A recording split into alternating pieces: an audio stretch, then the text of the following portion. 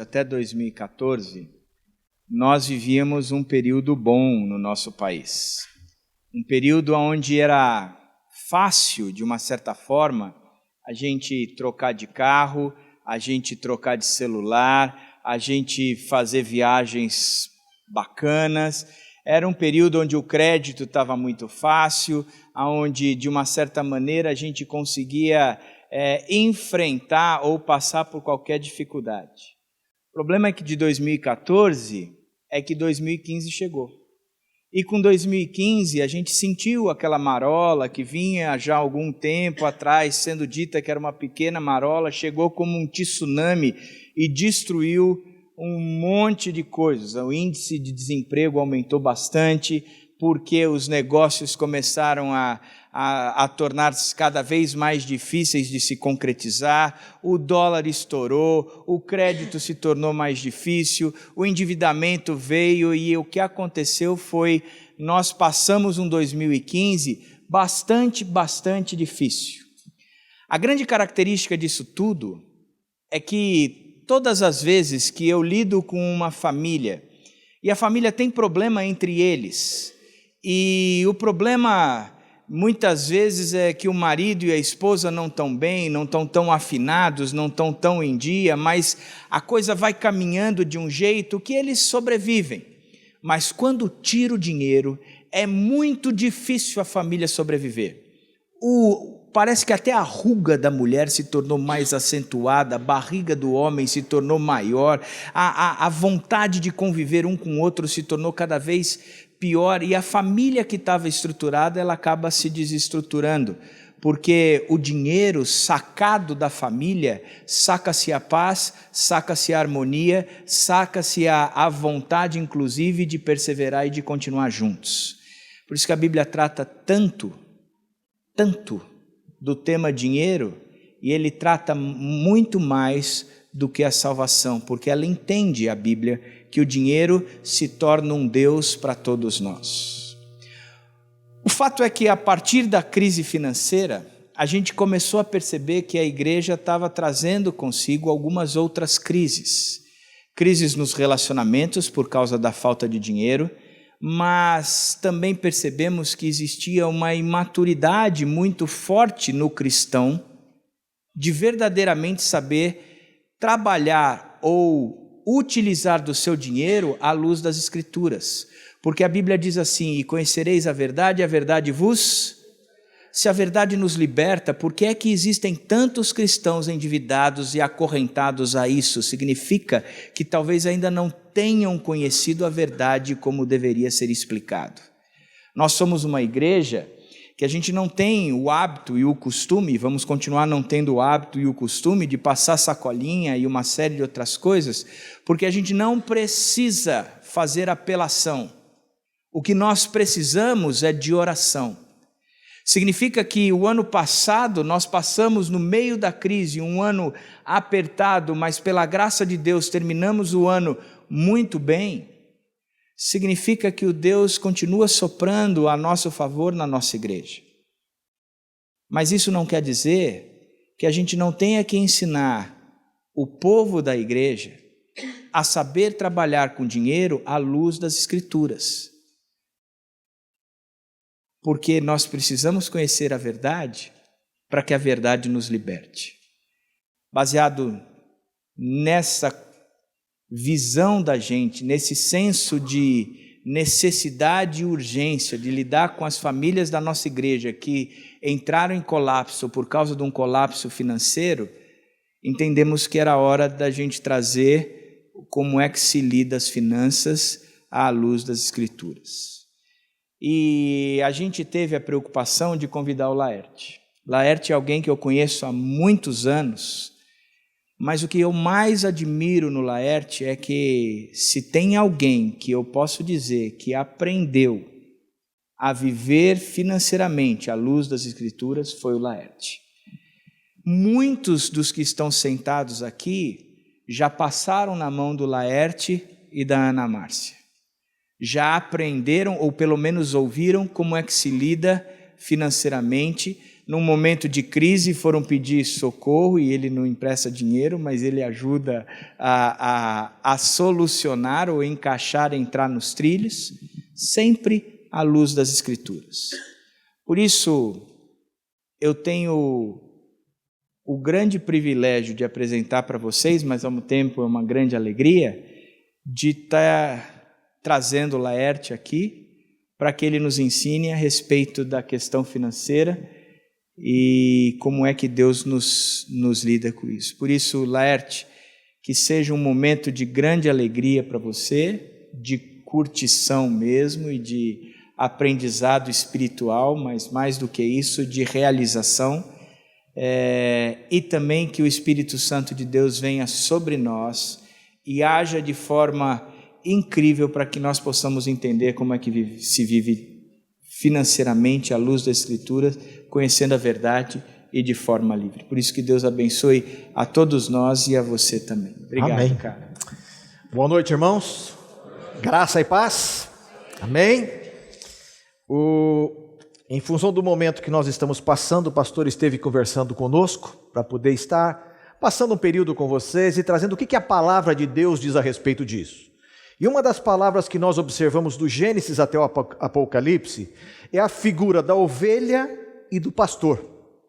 Ovelha é um animalzinho de mais ou menos máximo 1 metro de altura, e o pastor já é alguém bem mais elevado, e a finalidade do pastor é ficar em volta das ovelhas, olhando o seu rebanho, procurando enxergar o que tem de perigo em volta desse rebanho, para que ele possa afugentar o perigo e manter as suas ovelhas em paz. E o nosso pastor, ao ver que esta marolinha que está chegando, ninguém sabe em que estágio dessa marolinha que nós estamos, se no começo, no meio ou no fim, o pastor falou, nós precisamos conversar com a nossa igreja. Esse pastor que vos conhece, através do dia a dia, através dos aconselhamentos, ele tem visto muitas famílias saindo fora do trilho e perdendo o que há de mais importante, que é a paz, aquela paz que Jesus prometeu, que excede todo o entendimento, por causa de problemas financeiros. E o pastor nos convidou para conversar com vocês. E nós vamos começar agora neste momento, e eu quero orar. Quero pedir que você ore pela minha vida, para que Deus derrame sobre mim aquilo que precisa chegar até você. E eu vou orar para que o Espírito Santo de Deus traduzam as palavras que eu vou falar e as telas que você vai ver, para que isso penetre no teu coração e na tua mente, e que isso te incomode, para que você queira viver de acordo com a vontade de Deus. Amém? Vamos orar? Deus Todo-Poderoso, é na tua presença que nós estamos. Nós estamos diante do Deus único e verdadeiro, do Deus Criador, aquele que fez os céus e a terra, aquele que nos criou e aquele que nos conhece pelo nome. E é no nome de Jesus que nós estamos aqui. Eu quero te pedir, no nome de Jesus, que o teu Espírito tenha liberdade de ação no nosso meio. Que as palavras que vão sair dos meus lábios, Senhor, sejam vindas do teu trono. E que essa palavra penetre na mente e no coração destes irmãos. E que eles possam, Senhor, compreender qual é que é a boa, perfeita e agradável vontade do Senhor para a vida deles. No nome de Jesus. Amém? Vamos lá. Irmãos, nós estamos vivendo um momento em que nós temos dois tipos de igreja. Nós temos as igrejas que pedem muito dinheiro e nós temos as igrejas que não pedem dinheiro, com medo de serem equiparadas a outras. O que essas duas igrejas têm em comum? Elas não ensinam os seus fiéis a lidar com finanças, e muito menos com as marolinhas que estão chegando. E aí colhemos o quê? Colhemos situações indesejadas de termos membros insatisfeitos, membros doentes não só financeiramente, mas espiritualmente. E para que vocês possam ter uma noção, o que Deus disse que é para nós importante quando nós falamos no aspecto dinheiro. Para Deus, o importante e o alvo principal é que nós tenhamos o suficiente para viver em paz e não dever nada a ninguém. O que é essa paz? Pastor André estava comentando que quer desestruturar uma família, é só você puxar as finanças dela. Quando você puxa as finanças de uma família, o que acontece? Relacionamento conjugal vai para o brejo. Relacionamento pai e filho vai embora. Relacionamento com Deus vai embora. E nós temos uma pessoa amargurada, uma pessoa totalmente fora dos trilhos. Agora, para que vocês possam ter uma noção clara do que nós estamos falando, vamos ver como é que está a situação do nosso país. Nós acabamos de fechar 2015, tá? E as revistas de publicação econômica e tudo mais nos disseram que o endividamento está em volta de 60% das famílias brasileiras. 60% das famílias brasileiras, incluindo os evangélicos, estão endividados. Agora, dentro desse contexto de endividamento, que tipo, gente? Onde que as pessoas arrumaram dinheiro para se enrolar financeiramente? E existem vários nomes dados no mercado para isso. Nós temos aqui o famoso cartão de crédito, aquele cartãozinho de plástico, poderosíssimo, que você passa em qualquer lugar e leva tudo que você quiser. Você se sente um super-homem com ele na mão. E você pode ter quantos você quiser. O banco te manda quantos você precisar, tá? E nós observamos que 67% dessas pessoas estão endividadas com cartão de crédito. Mais 1,2% com cheque especial, cheque pré-datado, crédito consignado para os aposentados e pensionistas. Nós temos crédito pessoal, os famosos carnês ou os parcelamentos em 10, 12 vezes nos cartões. Financiamento de carro, 12%, financiamento de casa, 8,6% e outras dívidas. Agora, uma coisa importante, o que está acontecendo com essas pessoas? Nós temos que 20% dessas pessoas estão com prestações atrasadas, ou seja, sem pagar até 30 dias. Nós temos mais 27 pessoas que estão entre 31 dias e 90 dias com prestações atrasadas e sem pagar. Nós temos a maior parte, 51% do público aqui, há mais de 90 dias devendo. E nós temos 0,9% que já deletou a palavra dívida. Ele já sabe que deve e esquece porque eu nunca vou poder pagar. Se você observar que 51% está devendo há mais de 90 dias e que 67% deve no cartão de crédito, o qual fechou 2015 com juros superior a 400%, será que essas pessoas vão conseguir pagar essa dívida? 400%, seu salário vai ser corrigido no máximo em 10%. Dá para correr atrás disso? Uma coisa importante, qual é a idade deste povo que está vivendo esse contexto? E nós observamos que os jovens, aos 18 anos de idade, acabou de passar de maior, pegou a carta de motorista, já começa a ficar endividado. Dos 18 aos 25 anos nós temos 16%. Dos 26 aos 30, nós temos mais 17%, dos 31 aos 35, 17%, dos 36 aos 40, 16%, dos 41 aos 50, 14%, dos 51 aos 70, 10%, e acima de 70 anos, acima de 70, 6,1%. Se nós observarmos os dois primeiros grupos, de 18 a 30 anos, é a idade em que os nossos jovens estão terminando a faculdade e se casando. O jovem hoje está casando um pouco mais tarde. Então, dos 18 aos 30 anos, o jovem está se casando. E esse jovem, lindo e maravilhoso, chega para o nosso pastor: pastor, eu quero me casar tal mês, por favor, dá para o senhor fazer o nosso casamento? Pastor, com todo prazer, meu filho, vou lá fazer o seu casamento. Aquele buffet fenomenal, porque os pais vão pagar, né, pai e sogro.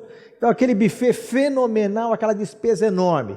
E os dois jovens casam e lua de mel. Quando os dois retornam da lua de mel, antes deles chegar na casa que eles alugaram para morar, ou no apartamento que eles compraram a prestação, chegou alguém na frente deles. Um negócio chamado fatura do cartão de crédito. Aí quando eles chegam da lua de mel e abrem as portas, lá tem um presente para eles.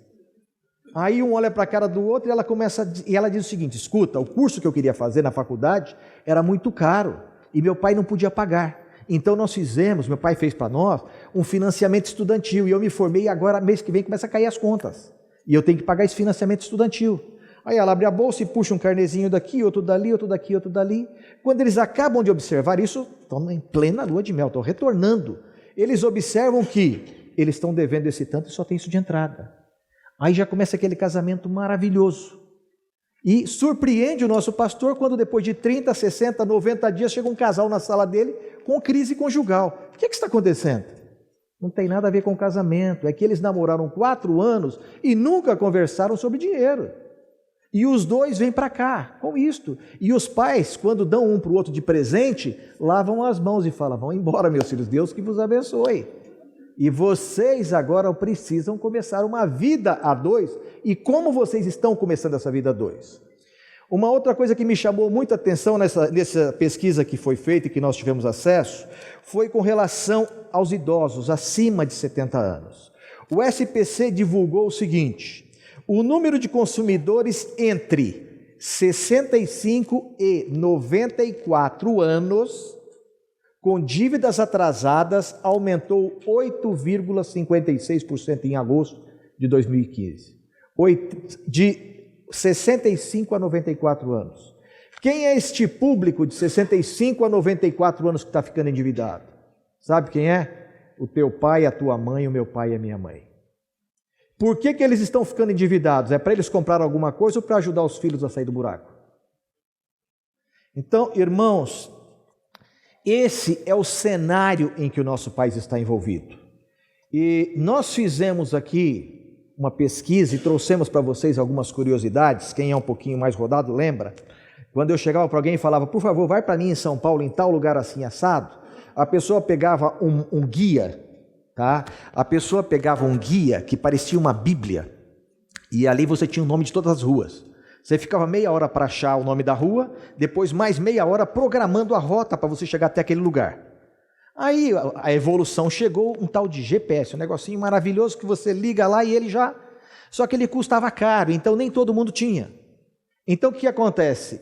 Providenciaram um negócio chamado Waze, maravilhoso. Você coloca ali, ele te leva a qualquer lugar. E o que nós temos visto hoje? As pessoas dirigindo as suas vidas financeiras sem um mapa, nem um guia, nem um GPS, nem um Waze. Elas estão saindo no escuro. Se você chegar e perguntar quanto ele ganha, ele nem sabe. Porque aquilo entra numa caixa preta, que já está no vermelho há muito tempo, e quando o salário cai, desaparece. Então nós fizemos uma pesquisa com 2 elementos que o nosso povo atual está dizendo que é necessidade, para vocês terem uma leve noção. Um deles chama-se celular. Eu pedi para me pesquisarem um celular que fala, um celular que tem acesso à internet, um celular que tira fotos e que tem WhatsApp. Acho que está mais ou menos completo, né? Este celular varia de R$ 380 a R$ 4.900. E olhando mais ou menos os carros que chegam na porta da nossa igreja, pedi para consultar para nós também o que custaria um carro 0 km flex com ar e direção, tá? E esse carro varia de 31 mil a 256 mil. Nós tivemos, há cerca de 30 anos atrás, nós importamos dos Estados Unidos um elemento, e nem nos demos ao luxo de traduzi-lo para o português, e incorporamos ele na nossa vida. Um elemento chamado marketing, cuja primeira finalidade dele é criar nas pessoas descontentamento pelo que elas não têm. Aí você me disse: mas Laerte, você acha que isso afeta o povo de Deus? Eu diria: eu acho que sim. O que acontece? O irmão vem para a igreja. Espera aí que eu estou apertando coisa aqui que não deve. Só um minuto. O irmão vem para a igreja e o irmão, quando sai de casa, ele diz para a esposa: querida, vamos à casa do Senhor. Eu quero que Deus fale comigo hoje. Eu estou precisando ouvir o Senhor falar. E o irmão, super diligente, chega mais cedo no culto. E chegou mais cedo, ele encontra uma vaga bem ali na frente. O irmãozinho chega lá com seu Uno Vivace 2014, 2015, que ainda está na garantia. Carro novinho, está na garantia. O irmão desce todo espiritual para poder vir assistir o culto. Quando ele desce do carro e vai fechar a porta, quem encosta atrás dele? O irmão Sérgio, com aquela Land Rover branca de fechar o mercado. Ele olha para a Land Rover do irmão e a espiritualidade vai lá embaixo. Isso é que é carro. É mole. Aí o irmão entra: Senhor, por favor, me ajuda a me concentrar na mensagem de hoje. O irmão senta ali, todo espiritual, e senta do lado do Paul. Aí o pregador pega e fala: vamos, irmãos, abrir a nossa Bíblia no Salmos 23. O Paul puxa o seu celular de 4.900 e vai lá procurar Salmos 23. Quando o irmãozinho vê o celular do Paul, acabou o culto para ele.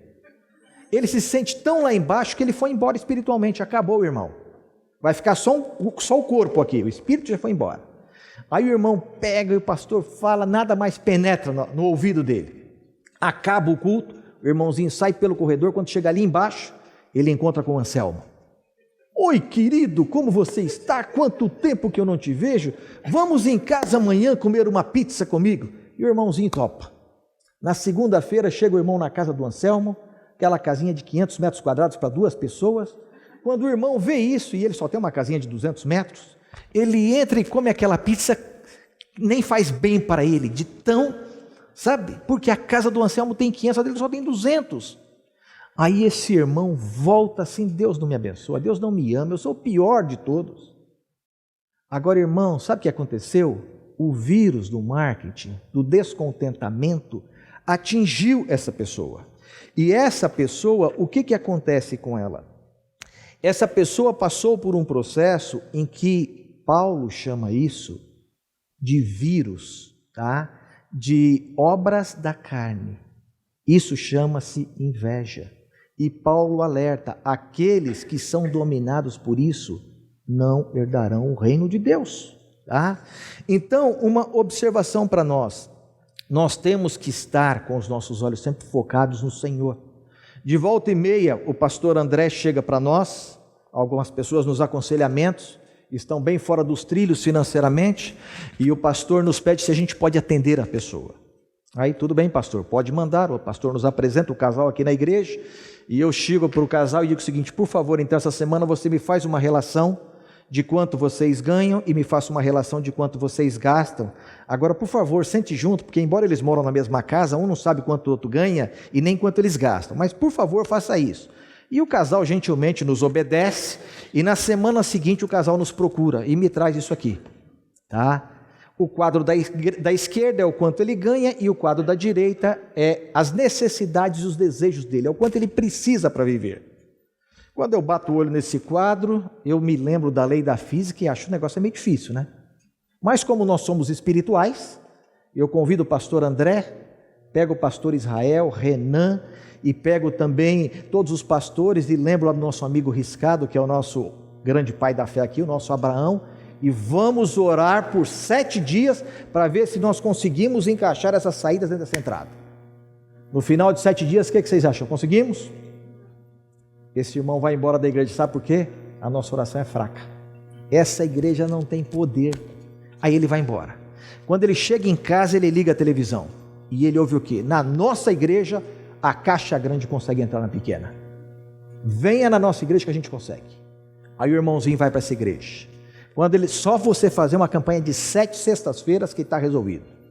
Quando ele chega na primeira sexta-feira, o pregador diz: você precisa dar uma oferta do tamanho da sua necessidade. O cara não tem grana nenhuma, mas a necessidade dele é muito grande, ele inventa lá e consegue. E vira para a mulher e fala: pensamento positivo que a gente vai conseguir. Volta na segunda, volta na terceira sexta-feira, no final das 7 sextas-feiras. Conseguiu? Não conseguiu. Essa igreja também não serve. Nem a da oração fraca, nem a da oração forte resolveu. Tá? Por que a oração não resolveu? Porque, amados, Deus não está conosco nessas canoas furadas que nós nos colocamos. Tá? Deus deu ao homem inteligência, Deus deu ao homem discernimento, e Ele deixou para nós um guia com todas as instruções para nós seguirmos. Daqui a pouco vem o segundo casal para nós, e o segundo casal nos traz um cenário desse, um cenário, graças a Deus, bem melhor, mais fácil de trabalhar. Embora este cenário ainda precisa ser mexido, porque esse cenário de entradas igual saída não comporta uma emergência. Faleceu um familiar, surgiu uma doença inesperada, ou uma coisa ou outra, não tem espaço aqui dentro. Aí o terceiro casal nos procura com uma situação bem mais confortável. Esse talvez nem nos procure, porque ele nem precisa de nós, tá? Aí, irmãos, Deus vendo todo este cenário, Deus não foi pego de surpresa com a palavra capitalismo. Deus não foi pego de surpresa. Quando Deus te criou, Ele não te criou e te jogou em alto mar e te deixou por lá. Ele disse: eis que estou convosco todos os dias, a não ser que você não queira, mas Ele está com você. Agora Ele te deu inteligência para você poder pilotar a sua vida. E o que nós temos aqui? Deus preocupado com você, o que Deus fez? Deus dá um recado para nós. Neste primeiro cenário que nós vimos dessa caixa de saída muito maior, não existe milagre. Então não existe, gente, salário grande ou salário pequeno. Sabe por que eu estou nessa situação? Porque eu só ganho R$1.000, eu só ganho 2.000 ou 3.000. Não é, querido? Se eu te der 3.000, 5.000 ou 10.000, a situação vai ser a mesma, porque o problema aqui não é dinheiro.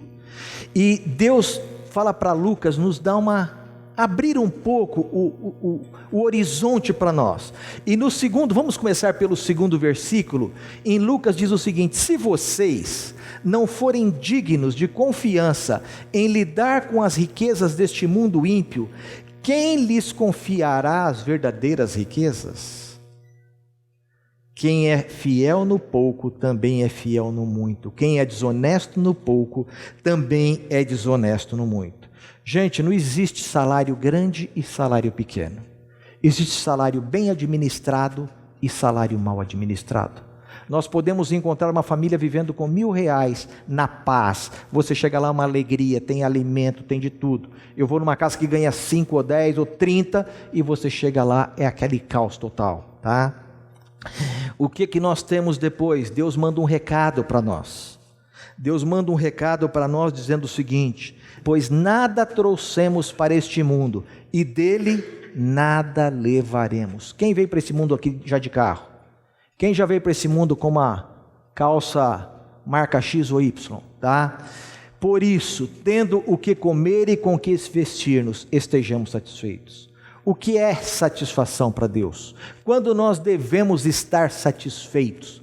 Quando nós tivermos o que comer e o que vestir. Agora, o que acontece? Deus falou: escuta, já que vocês estão com dificuldade em planejar isso, vamos usar Lucas de novo para dar uma lição para vocês. E Lucas nos diz: qual de vocês, se quiser construir uma torre ou uma casa, primeiro não se assenta e calcula o preço, para ver se tem dinheiro suficiente para completá-la? Pois se lançar o alicerce e não for capaz de terminá-la, todos os que o virem rirão dele, dizendo: este homem começou a construir e não foi capaz de terminar.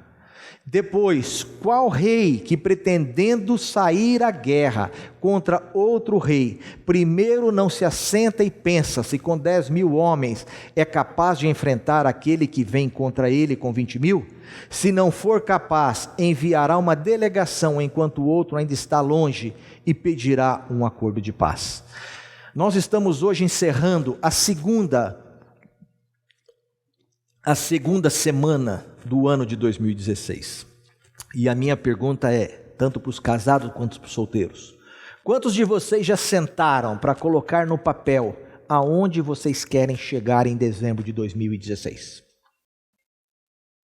Quem não sabe aonde quer chegar, onde ele vai chegar? Em lugar nenhum.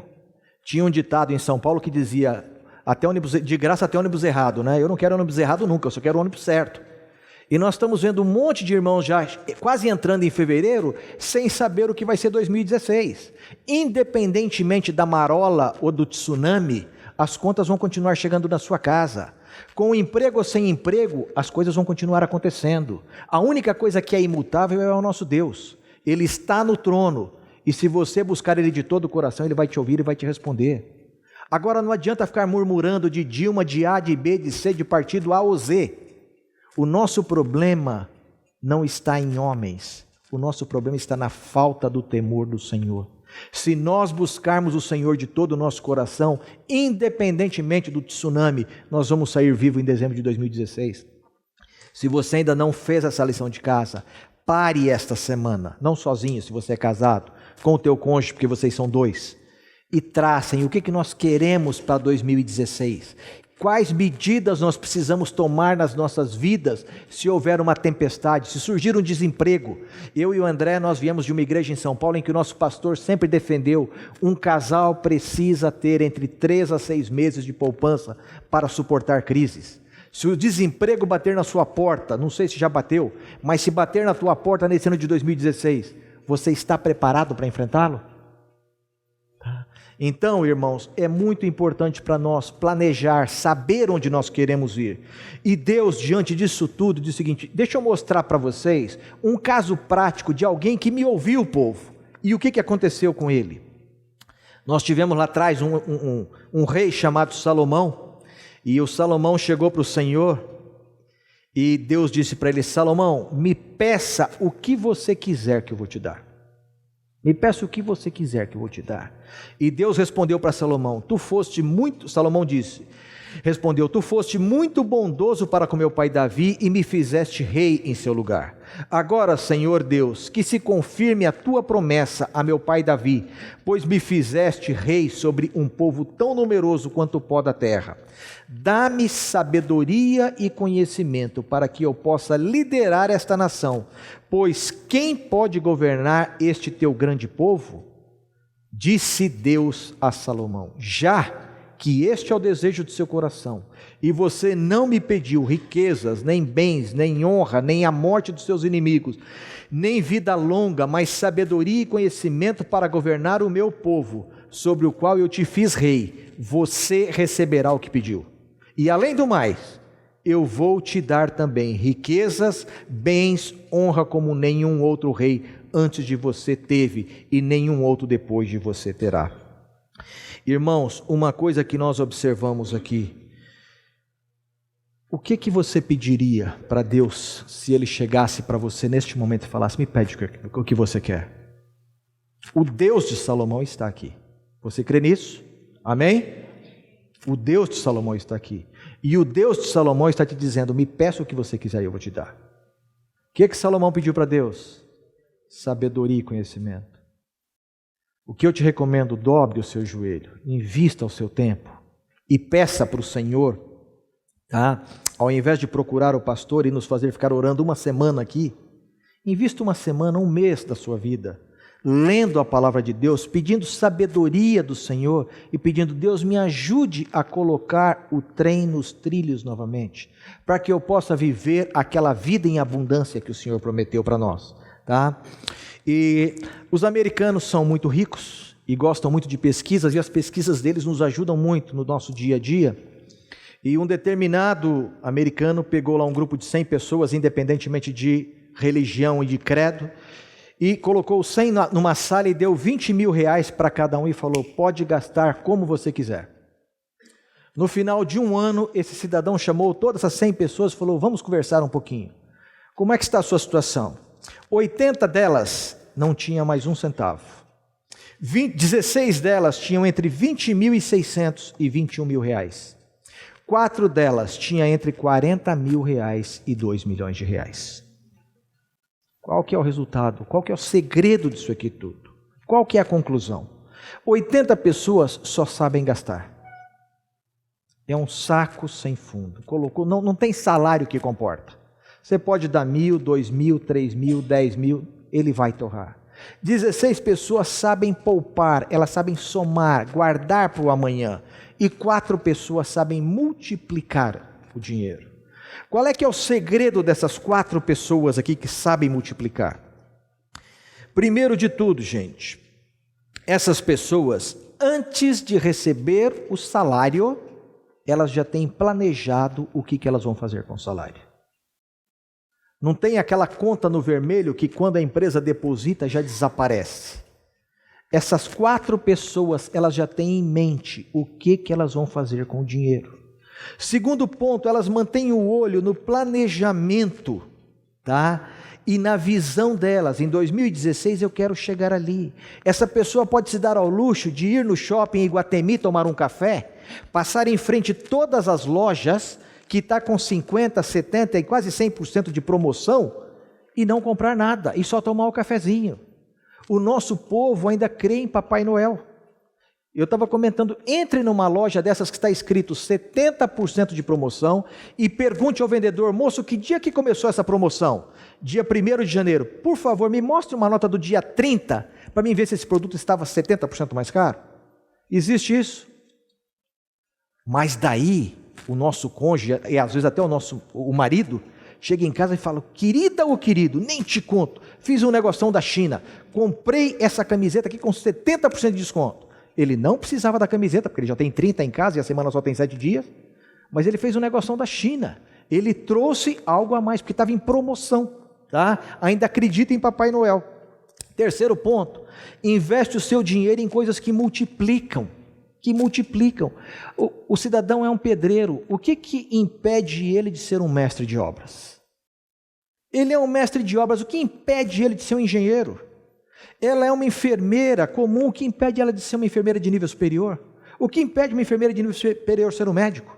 Nós nunca tivemos na história do Brasil tantos cursos técnicos gratuitos como nós temos atualmente. Nunca tivemos.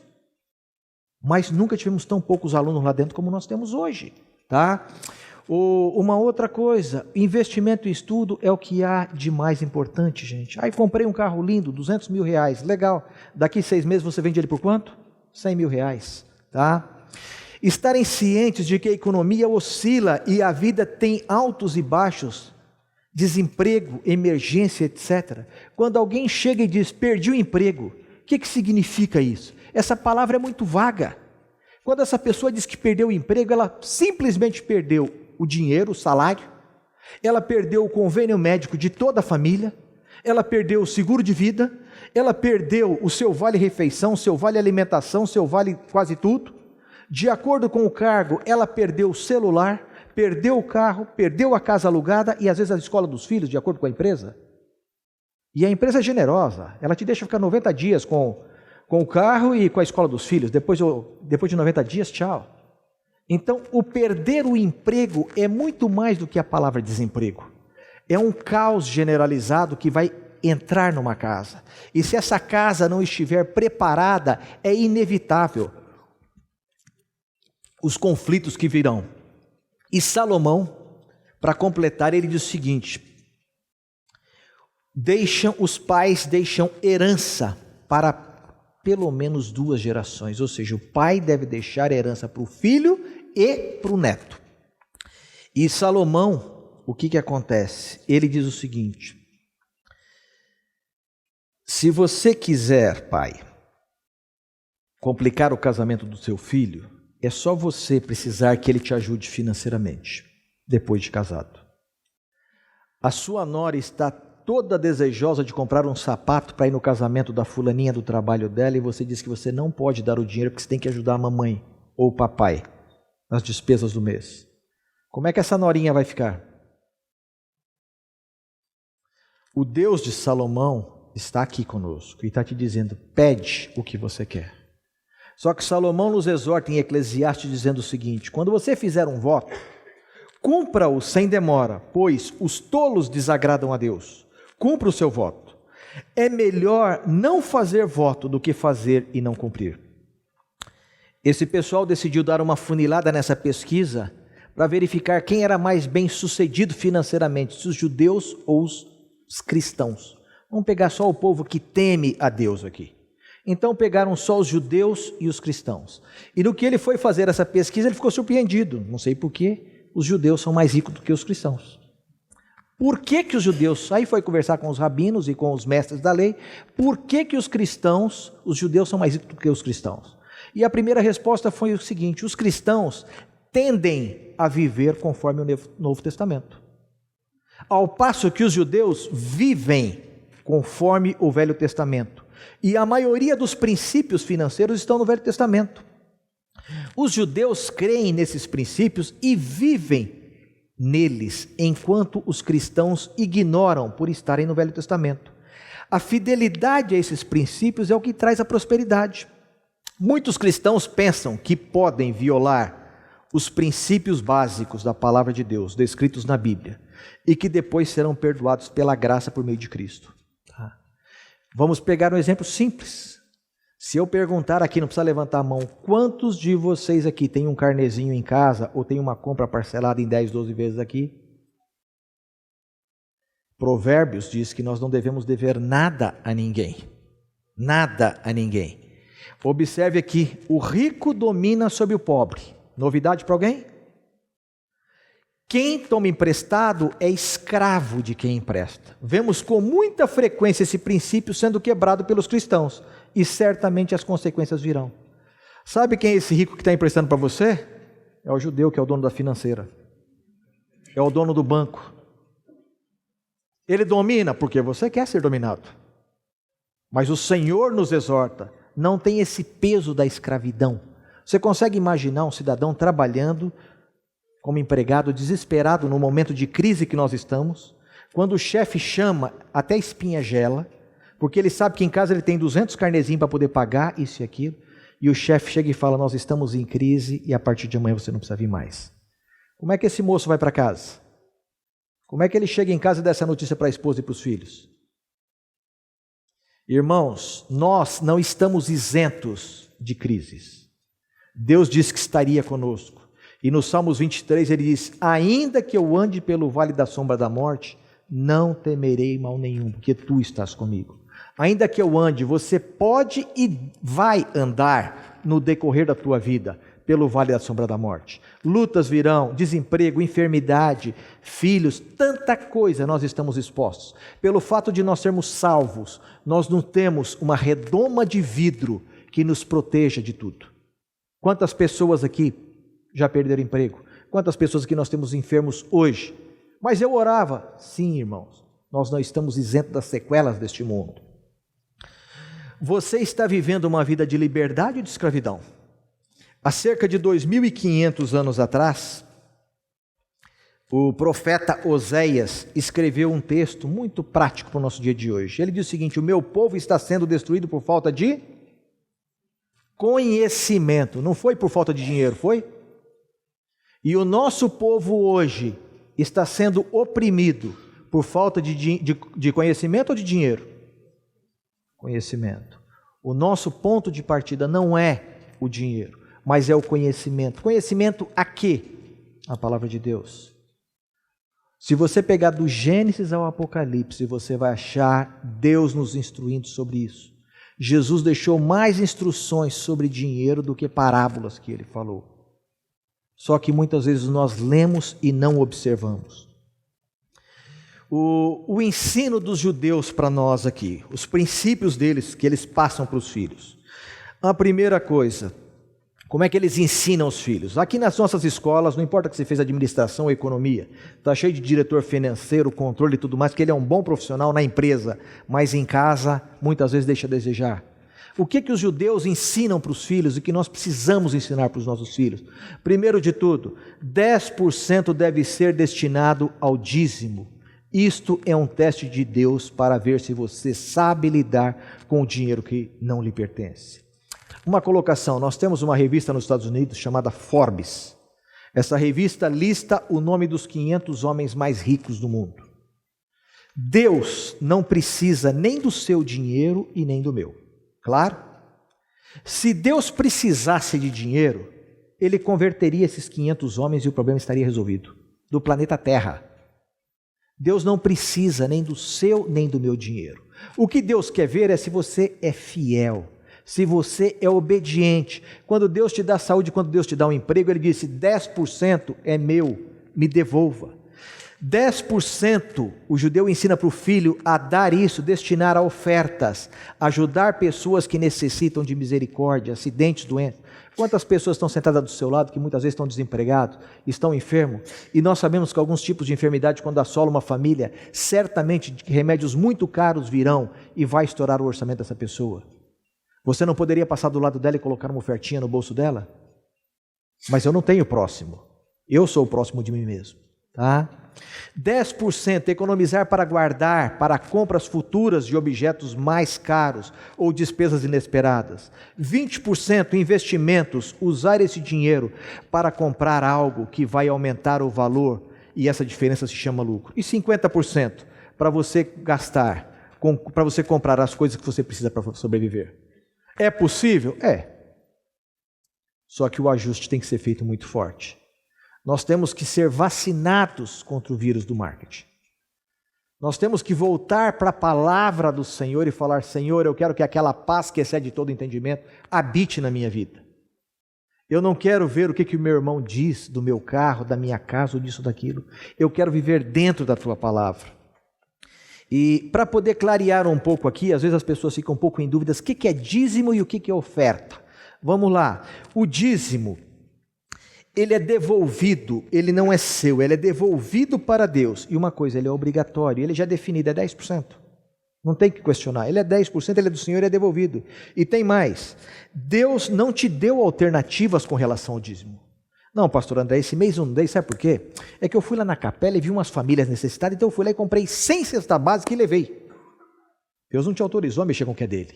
Não, mas a Didi me encontrou no corredor e disse que tem umas famílias da arca aqui em dificuldade. Ele foi lá, não, dízimo é do Senhor, a oferta você deve dar, mas isso é seu. Deus, o que ele fez? Você tem 100% de salário, Deus disse, dá 10 para mim, 90 é seu, administra esses 90. Vamos ver se você sabe administrar. E dentro desses 90 seu, lembre-se do teu próximo, que é o segundo mandamento com promessa. O segundo mandamento, amarás o Senhor teu Deus e amarás o teu próximo com a ti mesmo. O teu próximo está do teu lado, não tem dinheiro nem poder pegar um ônibus para poder ir procurar emprego. E nós estamos em que situação? Com 90%. Então, irmãos, o que nós temos? A oferta, ela não tem um percentual definido. Oferta, o dízimo obrigatório, oferta, ela é opcional, ou seja, você deve dar. Agora não tem o percentual definido, mas ela agrada a Deus. Vocês lembram quando Jesus, lá em Mateus, diz o seguinte: quando eu tive fome, vocês me deram de comer. Quando eu tive sede, vocês me deram de beber. E ele vai indo, vai indo. No final, alguém pergunta para ele: quando que nós te vimos estrangeiro ou com fome, te acolhemos e fizemos isso, aquilo? E ele respondeu: digo-lhes a verdade, o que vocês fizeram a algum dos menores irmãos, a mim o fizeram. Sabe quando? Quando você socorreu o teu próximo. Uma coisa que mexe muito com o meu coração, eu trabalho em Campinas, e isso tem em todo lugar, não é só em Campinas, aqui também tem. E o sol da nossa região, quando tem, que voltou a ter, nós estamos já quase 20 dias sem sol. O sol da nossa região, ele é escaldante, ele é muito forte. Eu saio para almoçar mais ou menos meio-dia e meia em Campinas, e você pega 32, 35 graus de temperatura. E você vê ou um homem ou uma mulher puxando uma carroça cheia de recicláveis em cima. Ele é um ser humano como você. O trabalho dele é digno, ele não está lá em Curitiba preso. O trabalho dele é digno.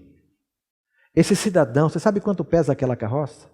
Puxando morro acima numa Avenida Brasil, naquelas ruas de Campinas, meio-dia e sem almoço. Irmãos, nós temos nos tornado muito insensíveis com o ser humano. Isso corta o coração da gente. Custa você passar perto do irmãozinho desse e falar: moço, você já almoçou hoje? Leve uma garrafa de coca e um lanche do McDonald's e dá para ele. Custa isso? Em Campinas, quando eu vim para aqui, tinha uma senhorinha já de quase uns 80 anos. Essa senhorinha ficava ali em Campinas, ali na Francisco Glicério, gente, vendendo umas cartelinhas com agulha de costurar. Acho que as moças nem sabem mais o que é isso, né? As mulheres ainda se lembram. Gente, ninguém mais compra um negócio desse, gente. Aquela senhora de uns 80 anos naquele sol vendendo aquilo. Custa para você passar ali e dar um presente para uma pessoa dessa? Ou o teu orçamento está tão estourado que não sobrou R$10 para você poder fazer uma caridade? Então, nós precisamos restaurar o amor ao próximo. Quando Jesus nasceu, os magos vieram e foram ver Maria. E o que eles deram para Maria? Presentes, ofertas. Isso agrada ao Senhor. E nós devemos dar de boa vontade. Em 2 Coríntios, Paulo nos diz o seguinte: cada um dê conforme determinou no seu coração, não com pesar ou por obrigação, pois Deus ama quem dá com alegria. Hoje a gente ouve muito a distorção total que houve. Dá 10 que você vai receber 20. Irmãos, nunca dê algo para o Senhor, nem para o próximo, esperando algo em volta. Porque Deus conhece o seu coração. Pode jogar esse dinheiro fora. Se você for agir desta forma, não dê para ninguém. Porque o Senhor vê o teu coração e você não está ganhando ponto nenhum com o Senhor quando você faz esse tipo de coisa. Esse dinheiro em Lucas, ele diz que o que você dá regressa para você. Na versão da linguagem de hoje, diz o seguinte: deem aos outros e Deus dará a vocês. Ele será generoso com vocês e as bênçãos que Ele dará serão tantas que vocês não poderão segurá-las nas suas mãos. Na medida que vocês usarem para medir os outros, Deus usará para medir vocês. Tá? E nós passamos este final de ano aqui no Palavra da Vida, que é uma organização evangélica aqui em Atibaia. A gente passa todo ano o Réveillon lá. E o pregador que estava conosco a semana inteira, ele falou uma frase que mexeu muito comigo e que foi muito pesado para a gente. Ele falou: irmãos, atualmente as pessoas estão gastando mais dinheiro em pet shop do que com missões. As pessoas, eu não tenho nada contra o seu cachorrinho, nem o seu gatinho, nem o seu passarinho, mas as pessoas estão gastando mais dinheiro em pet shop do que com missões. E se você está nessa cadeira aqui hoje, ouvindo do Evangelho, é porque algum missionário, anos atrás, debruçou nesse país nosso aqui, no meio dessa mata, e veio trazer Jesus para nós. E hoje você pode ser alcançado. Não sou contra o seu animalzinho, pode ter, pode fazer o que for necessário, mas lembre-se de que a obra do Senhor, ela, para poder ir avante, esses missionários precisam da tua ajuda. Tá? Vamos resgatar alguns princípios aqui, bem rapidinhos para a gente concluir. Primeiro deles, de quem que é o dinheiro, gente? O dinheiro, Deus disse em Ageu, minha é a prata, meu é o ouro, diz o Senhor dos Exércitos. Do Senhor é a terra e tudo o que nele existe, o mundo e o que neles vivem. Deus não precisa do seu dinheiro, Deus só quer ver se você sabe administrar aquilo que Ele tem dado para você. Se você é aquele servo bom e fiel, foste fiel no pouco, deixa eu colocar esse servo no muito, porque esse servo vai ser aquela semente que vai dar 60 e 100 a mais. Tá? Depois disso, para que serve o dinheiro, gente? Temam ao Senhor vocês que são seus santos, pois nada falta aos que o temem. Os leões podem passar necessidade e fome, mas os que buscam o Senhor de nada têm falta. Finalidade do dinheiro é suprir as suas necessidades. Depois de vários dias saiu o sol hoje. Você, durante o dia, você viu algum pardal morto lá perto da sua casa? De fome na rua? Esse pardal plantou, guardou, fez alguma coisa?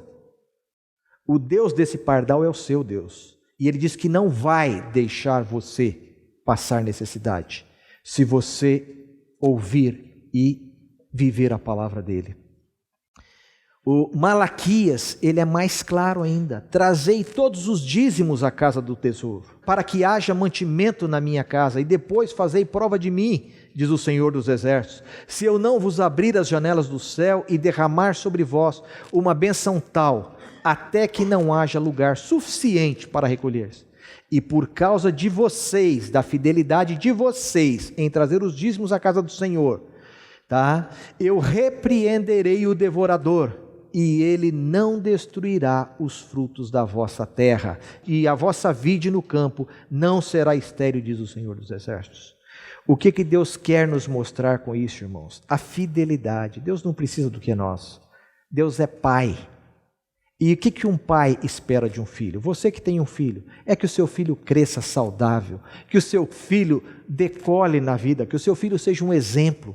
É isso que Deus espera de nós. Deus, quando escolheu o povo de Israel, Ele queria que esse povo fosse de tal forma contagiante que as demais nações da terra invejassem eles e quisessem ser igual a eles e quisessem ter o Deus deles.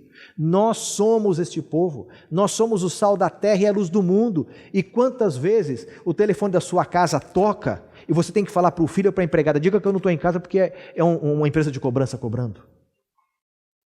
Cadê a liberdade? Cadê aquela paz que nós podemos ter no Senhor?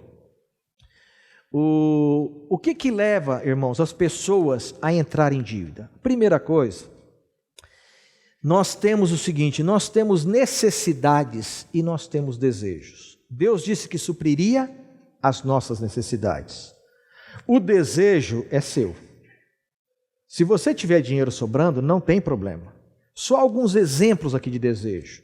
Jantar fora, comprar carro. O Uno Vivace do irmão atendia as necessidades dele, mas a Land Rover é mais bonita. O celular de 500 faz tudo, mas o de 4.900 do Pô é melhor. Irmãos, isso aqui não está nos planos de Deus. Isso está no seu plano, no dele não. Tá? O que diz em Filipenses? O meu Deus e o seu Deus suprirá todas as nossas desejos também ou não? Necessidades, de acordo com a sua gloriosa riqueza em Cristo Jesus. Muito bem, servo bom e fiel. Foste fiel no pouco, sobre o muito te colocarei. Se você não está sabendo administrar um salário de 3 mil reais, 5 mil reais, para que Deus vai te dar 10? Adianta? O que você vai fazer com esse dinheiro? Vai abençoar alguém ou só vai se auto-beneficiar? Se auto-endividar? Os maiores responsáveis por colocar as pessoas em dívidas é o desemprego. Primeiro deles, se você não vem organizado, com no mínimo 3 a 6 meses de salário guardado e surgir um desemprego, isso pode ser uma catástrofe na sua vida. Quanto tempo hoje uma pessoa leva para se reempregar novamente, se recolocar no mercado?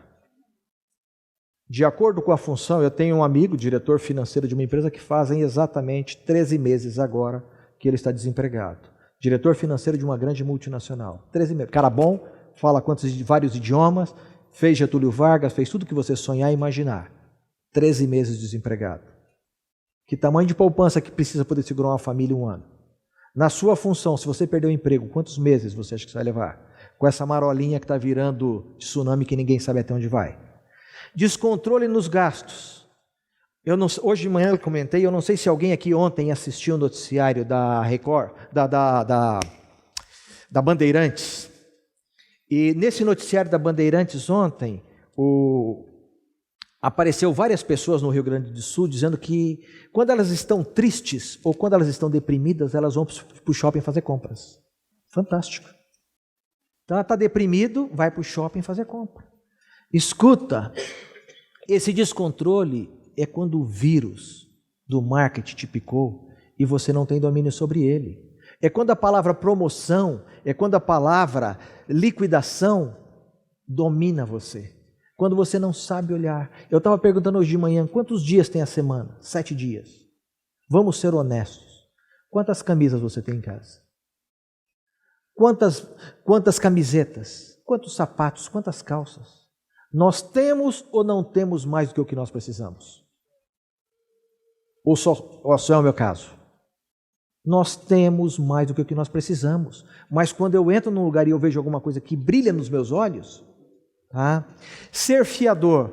A Bíblia é clara sobre isso. Você não deve ser, mas Laerte, eu quero, eu preciso. Legal. Está quebrando um princípio, mas pode ir. Saiba e guarde um dinheiro, porque talvez você vai ter que resolver esse problema lá na frente. O direito é seu. Avalista, emprestar o nome. Eu já vi casos de irmãos que chega e empresta o cartão para o outro e fazer compra. O cara ia fazer uma compra de R$300. Como o cartão é do vizinho, ele faz de 1.000. E depois devolve o cartão e não paga a conta. Vão continuar amigos depois? Vira aquela... Aí procura, pastor, pelo amor de Deus, me ajuda que eu estou brigado com fulaninho. Por quê? Fazer os dois bater a cabeça. Um não tem juízo e o outro menos ainda. Tá? Gente, alguns princípios para a gente correr aqui. Gênesis 2:18. Alguns princípios bíblicos. Exortação aos casados. Esse versículo aqui fala para os jovens. Quando vocês se casam, jovens, a Bíblia fala que você deixa pai e mãe. E eu vos digo, ao vocês casarem, cortem o cordão umbilical. Quem aceita favor tem que aceitar palpite. Se teu pai ou teu sogro te ajudar financeiramente, ele tem o direito de botar o dedo na sua vida. Pais, por favor, tirem a mão de baixo e deixem eles chegar, deixem eles viver. Tá? O padrão de vida que o seu pai ou o seu sogro tem é o dele. Ele já está com 30 anos de vida e ele cavalgou por 30 anos para poder construir isso aqui. Comece de baixo. Tá? Segundo, em Reis, nós temos um exemplo aqui interessante, um milagre que nem precisaria ter ocorrido. Isso aqui era um profeta que estava ligeiramente endividado e esse profeta veio a morrer. E quando ele morreu no passado, os credores vieram e queriam levar preso, como escravos, a esposa e os filhos. Aí precisou do profeta chegar e fazer um milagre. Aí eu te pergunto para você, homem, hoje, se o anjo da morte passar aqui agora e te falar, vem comigo, como é que a sua esposa vai estar aqui amanhã ou depois da manhã? Com saudade ou xingando você pela encrenca que você deixou ela? Aquele monte de carnê e caminhão chegando na porta para levar embora o que você tem em casa. Ou nós não morremos? A morte só chega na casa do vizinho. Lucas, ser digno de confiança de Deus e dos homens. Provérbios, não carregar o peso das dívidas. Gente, uma pessoa que deve, ela não dorme direito à noite. Filipenses diz, endividados andam ansiosos e não conseguem orar. Como é que é a oração de um cara endividado? Como é que é a oração? Ele glorifica o Senhor, ele exalta o nome do Senhor ou é aquele rosário de petições? Senhor, me ajuda a sair desse buraco. Senhor, e só vai listando. Quando o nosso tempo de oração deveria ser um momento para Senhor, fala comigo. Dias atrás o pastor Israel pregou aqui, e ele disse que esteve conversando com o rabino e perguntou para o rabino: o que você pede a Deus quando você ora? E o rabino disse: eu peço mais de Deus na minha vida. Você tem pedido mais de Deus na sua vida, ou você tem pedido para Deus te tirar desse enrosco? Deus pode te tirar, mas você vai ficar fora desse enrosco ou você vai voltar? Romanos, não vos conformeis ou vos amoldeis com este mundo, mas transformai-vos. Sabe quando você vai conseguir alcançar a tecnologia? Nunca. iPhone todo ano vai mudar. Computador a cada 3 meses vai ter um mais moderno. Carro a cada 3 ou 4 meses tem um modelo novo. Sabe quando você vai chegar lá? Nunca. Irmãos, nós não podemos deixar os padrões deste mundo nos contaminar. Quando você assiste 1 hora de televisão ou de noticiário, quantos minutos deste lhe injetaram na sua mente? Compra, compra, compra. Seja infeliz com o que você tem. Fique feliz só com o que o vizinho tem. Inveje o que o vizinho tem. Aí Mateus fecha dizendo: sabe por que vocês erram? Porque vocês não conhecem as Escrituras. Tudo isso que eu falei está aqui. Nós erramos porque nós não conhecemos as Escrituras. Como é que nós evitamos dívidas, gente? Fazendo um orçamento e cumprindo, tá? Não adianta fazer um orçamento e não cumprir. Você fez um orçamento, acabou o dinheiro, chega, querida, tira da carteira. Nós já vivemos isso. Estou casado há 32 anos com uma maravilhosa esposa e muito boa administradora, mas nós já tivemos momentos na vida em que faça o seguinte: aquele cartãozinho de plástico, ele é maravilhoso, para quem é organizado ele é uma bênção. Você pode viajar para o exterior aí com milhas e com tudo mais, mas para quem não é, ele é uma tempestade na sua vida. Façam um exemplo, fique 1 mês sem ele, peça para sua esposa ir num supermercado sem ele, dê na mão dela um dinheiro e diga: por favor, vá lá. Essa moça vai ficar o dia inteiro fazendo uma lista, com medo de chegar no caixa e a mercadoria ser mais do que o valor que ela tem. Agora, quando ela vai com o Todo-Poderoso na mão, ela lota o carrinho do que precisa e do que não precisa. Por quê? Porque o Todo-Poderoso passa ali e está resolvido o problema. Então, muitas vezes nós precisamos parar a forma que nós estamos vivendo, vamos virar para este lado, vamos ver o que vai acontecer. Você consegue viver 1 mês sem um cartão de crédito? Não desperdiçar os bens que Deus confiou a você. Deus tem te dado muitas coisas. E quantas vezes você é leviano com o que Deus te dá? Não comprar algo por impulso, fugir da preguiça, da insensibilidade.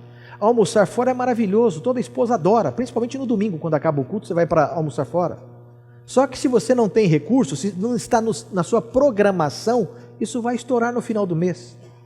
Outra coisa, gente, que hoje é até mais fácil, tirar um extrato, ou olhar pelo menos na internet, semanalmente ou quinzenalmente, como é que está o dinheiro? Tem dinheiro ou não tem? Você que é assalariado, você recebe 1 ou 2 vezes por mês. Você não recebe uma 3ª ou uma 4ª vez. Você recebe 1 ou 2 vezes por mês. Passe o olho para ver em que pé que nós estamos. Lembre-se de uma coisa: as saídas têm que ser sempre menor do que as entradas, tá? E eu quero voltar neste quadro com vocês. Nós estamos terminando e eu queria que você olhasse bem para este quadro. O primeiro quadro é o quanto você tem de dinheiro na sua casa. São as entradas que o salário seu, da esposa. O segundo quadro, o terceiro e o quarto, o segundo, terceiro e quarto são saídas. Eu queria que você olhasse para esses quadros e dentro de você dissesse: aonde que eu estou aqui? No segundo, no terceiro ou no quarto quadro? No começo nós cantamos uma música aqui dizendo o seguinte: bendirei a Deus, habitando em fartura e paz numa terra que satisfaz. É muito fácil bendizer a Deus quando você está nessa terra de fartura e de paz. Agora depois nós dissemos: tu dás e tu retens. Eu não sei se você está vivendo um momento de retenção de Deus na sua vida. E se você está vivendo, por que Deus está retendo as bênçãos na tua vida? Pare para pensar um pouco nisso. O que eu tenho feito, Senhor, para que o Senhor feche as portas do céu a meu favor? O que o Senhor quer me ensinar neste momento? O Senhor me colocou neste mundo e o Senhor não me deixou sozinho. O Senhor disse que estaria comigo. O Senhor não me jogou no meio do oceano, ou o capitalismo não pegou o Senhor de surpresa, e hoje eu não consigo respirar porque eu não tenho dinheiro. O que Deus quer é te ensinar algo. Aonde você está? Qual desse contexto aqui você está? A igreja está fazendo uma série sobre finanças, no objetivo de instruí-los acerca disso. E inclusive vamos ter um curso, tá? Temos famílias que vão estar ministrando cursos aqui durante a semana e tudo mais. Depois o Connect lá atrás pode dar mais detalhes para vocês acerca disso. Se você está em dificuldade nessa área, procure isso. Nós vamos estar falando mais um domingo também sobre este assunto. E eu queria que você, durante essa semana, estivesse pensando em qual daqueles quadros você está. E guarde esta frase: quanto de dinheiro eu preciso por mês para ter uma vida digna e confortável dentro da realidade brasileira? Se você estiver naquele primeiro contexto de saídas, aquele típico saco sem fundo, dificilmente isso aqui vai te atender. Agora, se você buscar o Senhor de todo o seu coração e falar: Senhor, eu quero levar a Tua palavra a sério. Eu quero viver uma vida financeira abençoada. Eu quero viver neste mundo sem o peso da dívida. Diga para o Senhor o quanto você precisa. Seja fiel no pouco, que o Senhor vai te colocar no mundo. Amém? A graça de Deus sempre é maior nas nossas vidas do que qualquer erro e pecado que a gente tenha cometido. Eu gosto muito quando Deus diz que aonde abundou o pecado, superabundou a graça. Significa que não importa como você tenha vivido daqui para trás, Deus é capaz de fazer tudo novo se a gente se sujeita. Tudo novo. Porque Deus é muito, mas muito maior, e Ele é fiel a todas as suas promessas, todas. Essa semana meu filho passou uma semana trabalhando num acampamento, cuidando de crianças pequenininhas, e no meio da semana ele me mandou um WhatsApp e disse: pai, eu posso passar a semana que vem aqui, ou num outro acampamento, eu não lembro onde era, vai custar tanto. E eu falei assim: não, Pedro, esse ano eu estou sem grana e você não pode passar. O que eu posso lhe dar foi essa semana que você está trabalhando aí de graça, inclusive, mas isso é o que tem para agora, cara. Ele insistiu mais um pouco, eu falei assim: Pedro, não pode. Ele foi na mãe, a mãe veio conversar comigo, eu falei assim: Dani, não dá. E ele entendeu. Ele cuidava de uma criança e a criança tinha muito pouco recurso, e ele foi comprar uma ficha e a criança não achava o dinheiro dele. E ele se solidarizou com a dor da criança sem recurso, e ele estava juntando uma grana e ele disse: Senhor, eu vou ter que dar essa grana para essa criança, mas tudo bem, eu estava juntando, mas tudo bem. E ele deu essa grana. Nisso, logo depois, a dona do acampamento chamou o Pedro por intermédio do pastor Bruno. O Bruno chegou para o Pedro e falou assim: a Marisa quer conversar com você. Ele disse: o que foi que eu aprontei? Eu vou levar bronca. E ele chegou lá, ela sentou e disse: Pedro, eu queria te oferecer uma semana de graça aqui, para que você pudesse passar a temporada sem pagar nada. E ele virou para mim e falou assim: pai, eu tenho convicção que Deus abençoou a minha decisão sem eu pedir nada em troca. Eclesiastes diz assim: lança o teu pão às águas e 3 dias depois você o encontrará. Quando você lança um pão às águas, o peixe vem e come. Mas a matemática de Deus é diferente da nossa matemática, porque Ele não precisa dos 500 nomes do Forbes. Ele é o dono da prata e do ouro. Por isso a tarefa que o Laerte nos deu é para aqueles que de fato querem chegar diante de Deus dizendo: eu conheci a verdade e a verdade me libertou, porque eu posso viver de acordo com o que a palavra diz, porque não é de acordo com a minha matemática, mas tem a ação divina, aonde a graça de Deus sempre é e sempre será maior do que os meus pecados.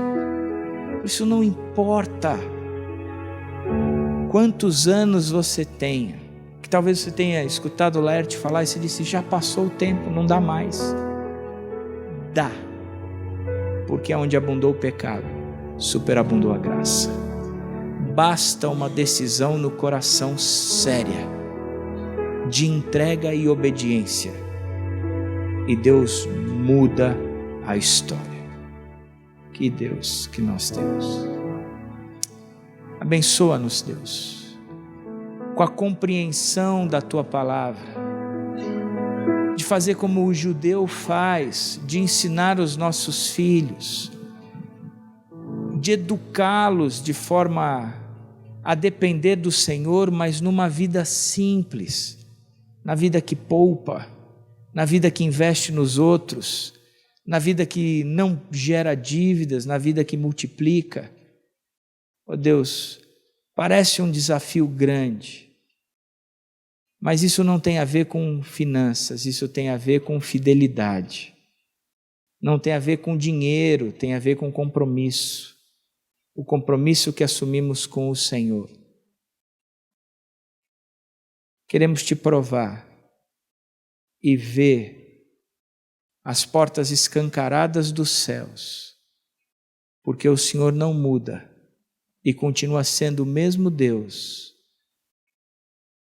dos nossos antepassados, dos judeus, até hoje em Cristo Jesus.